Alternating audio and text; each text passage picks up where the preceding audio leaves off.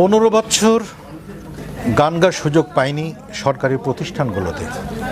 বেসরকারি কিছু চ্যানেল আমাকে ডেকেছেন, তাও সেটা যে অহরহ তা নয়।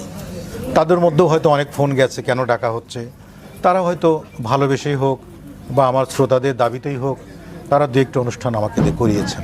কিন্তু সরকারি কোনো প্রতিষ্ঠান যেমন বিটিভি, আপনার শিল্পকলা, রেডিও স্টেশন, এরকম সরকারি কোনো প্রোগ্রাম, আমি আগেই বলেছি যে 3বার জাতীয় পুরস্কার পেয়েছি আমি, এবং সাধারণ মানুষের ভালোবাসার ফল এবং জুরি বোর্ডের মাধ্যমে আমি শ্রেষ্ঠ গায়ক হিসেবে 3বার জাতীয় পুরস্কার পেয়েছি।